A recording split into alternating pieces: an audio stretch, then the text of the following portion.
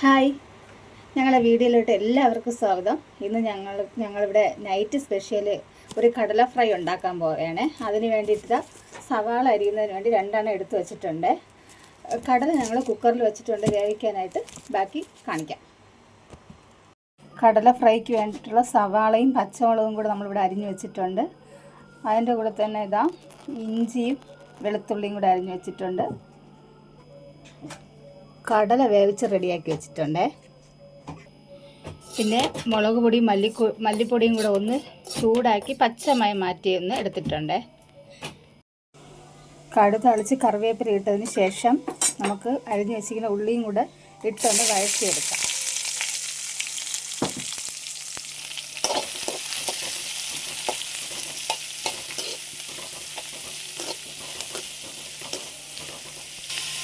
ആവശ്യത്തിന് ഉപ്പും കൂടെ ഇട്ട് കൊടുക്കാം. അപ്പോൾ ഉള്ളി ഏകദേശം വഴന്ന് വന്നിട്ടുണ്ട്. അതിലേക്ക് നമുക്ക് ഇഞ്ചിയും വെളുത്തുള്ളിയും പേസ്റ്റ് ഇട്ട് കൊടുക്കാം. ചെറുതായിട്ട് ചതച്ചതാണേ.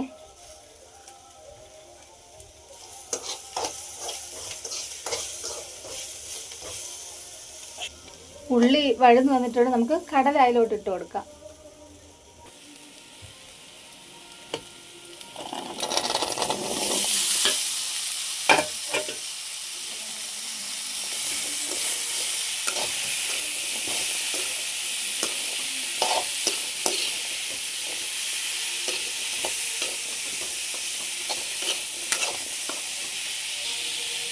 തേങ്ങയും കൂടെ ഇട്ട് കൊടുക്കാം.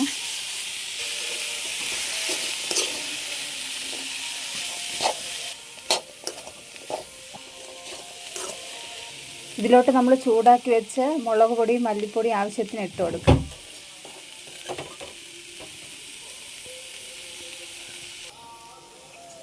കുറച്ച് എണ്ണയും കൂടെ ഒഴിച്ചു കൊടുക്കാം.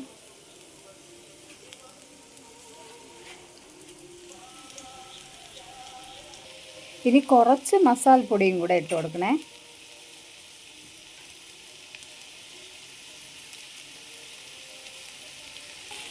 ഒരു ശകലം മഞ്ഞൾപ്പൊടിയും കൂടെ.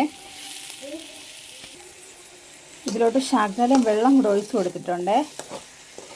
ഇതിന് ശകലം ഒന്ന് അടച്ചു വെച്ച് ഒന്ന് സെറ്റാക്കി എടുക്കാം.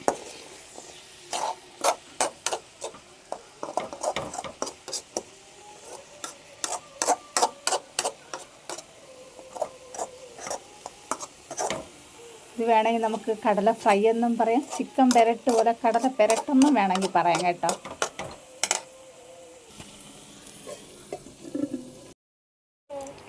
അങ്ങനെ നമ്മുടെ കടല ഫ്രൈ ഇവിടെ റെഡി ആയിട്ടുണ്ട്.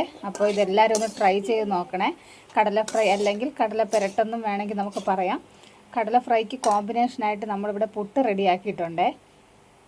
എല്ലാവരും ഒന്ന് ട്രൈ ചെയ്ത് നോക്കണേ. ഇതേപോലെ ഇപ്പോൾ ഞങ്ങളുടെ വീഡിയോ കാണാത്തവരാണെങ്കിൽ ഞങ്ങളുടെ വീഡിയോ കണ്ട് ഞങ്ങളൊന്ന് സപ്പോർട്ട് ചെയ്യണേ. അപ്പോൾ ഓക്കെ, ശരി, ബൈ ബൈ.